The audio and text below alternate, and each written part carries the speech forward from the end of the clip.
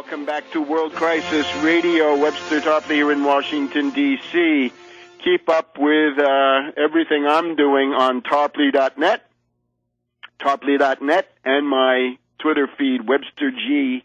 Tarpley. After last week, remember we had interview with me by ANSA, ANSA, Italian equivalent of the Associated Press, picked up in various Italian papers. This past week, I was a guest of Richard Syrett in Toronto on a large commercial AM radio station.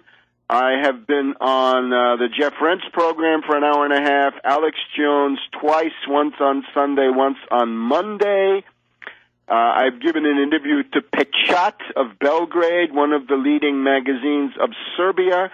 I had a very interesting talk with Colonel Ray at KURV down in McAllen, Texas, commercial radio station, and an hour on Norway and the debt crisis with Bonnie Faulkner on WBAI KPFA San Francisco that will be coming out in the near future. So, again, keep up with all of that at Tarpley.net. And remember, you can't follow the debt negotiations without surviving the cataclysm, your guide to the worst financial crisis in human history.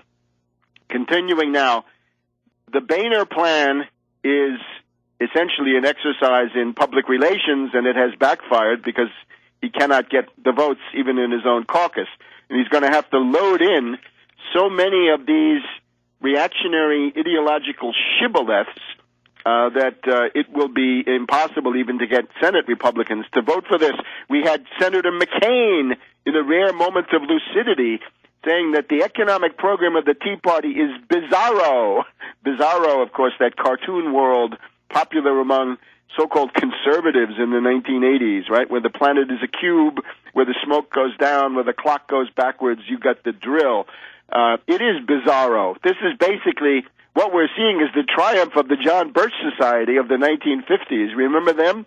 Remember the songs of Tom Lehrer about them, that Eisenhower was a commie? Yes, right. Eisenhower was a commie, and now it's time for a balanced budget amendment, all in the same whole cloth. However, what's the alternative? Mitch McConnell. This is not acceptable for many reasons. The McConnell plan, or anything that McConnell is likely to come up with Harry Reid, and in particular Harry Reid, this is also unacceptable. Here's the plan. This, and I'm reading now from a summary by Bernie Sanders of Vermont. The plan by Reid calls for $2.4 trillion in cuts over a 10-year period. $900 billion of cuts in education, healthcare, nutrition, affordable housing, child care, and many other programs desperately needed by working families and the most vulnerable. Now, there are some savings in the Harry Reid plan by ending the wars in Afghanistan and Iraq, but we don't have that extra dimension, even rolling back the Bush tax cuts. That's not involved. And naturally, I would add, we want the Wall Street sales tax. That is the tax that gets us the revenue we need and begins to reform this economy. So the Reid plan, indeed, is very bad. The Boehner plan is much worse. The Boehner plan will begin to gouge and destroy Social Security, Medicare, Medicaid, but also Head Start for kids, WIC for babies and expectant mothers. Every group in the society is going to get hit by this. So we don't like the Reid plan. The worst thing about the Reid plan is the super committee. This is an exercise in Bonapartism. This is an exercise in departing, once again, from the Constitution, an extra-constitutional, anti-constitutional secret body. It's modeled on the Base Realignment and Closing Commission, the BRAC. And this BRAC has been a disaster. We just had a very sad moment in Washington yesterday. The colors were hauled down at Walter Reed Army Hospital. There's been a hospital there since the Civil War. When you visit the place, you'll see it's not far from Fort Stevens, where the attack of Early was repulsed, with Oliver Wendell Holmes in the front line and Abraham Lincoln coming up to visit, and Oliver Holmes telling Lincoln to get down because they were shooting at him. There's also, slightly south of that, there's a Union cemetery, and I'm sure CSA forces also interred there. So there's been a Army hospital at or near that site since the Civil War, since the 1860s. And now yesterday, Walter Reed is no more. This is a tragedy. We don't want the BRAC. We don't want a new version of the BRAC to do to our entire country what the original BRAC has done to such valuable institutions as Walter Reed Army Hospital. By the way, it means don't have a heart attack in the District of Columbia, because now there's one fewer hospital that you could go to in an emergency. So we reject the Boehner plan. We reject the McConnell-Reed plan, the Reed-McConnell plan. The original McConnell would be acceptable in the sense that it says that there should be an increase in the debt ceiling, clean bill, and Obama takes the responsibility. Exactly what he should do. The true duplicity and corruption of Obama is that he did not immediately accept the McConnell plan when it came out 2 weeks ago, saying, yes, if you're willing to raise the debt ceiling with a clean bill, I'll take the fall. The buck stops here. I'll be happy to answer for that. My job is to take care that the laws be faithfully executed. But he didn't do that, did he? Because he's trying to destroy Social Security, Medicare and Medicaid, Head Start, and the entire social safety net, unemployment benefits in his own way.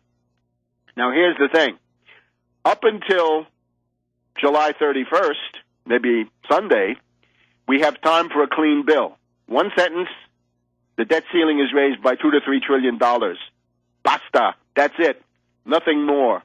No frills, no cuts, no super commission, no genocidal attack on entitlements, no tax increases either, so everybody gets something that they want.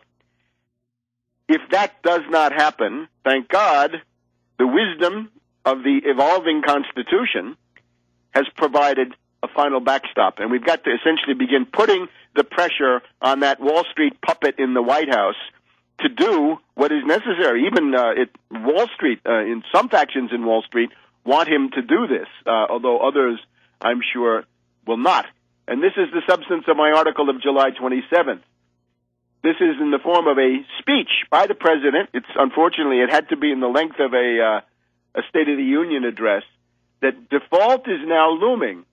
Default means that the U.S. Treasury will not be able to make payments of the 70 million or so checks that it issues every month.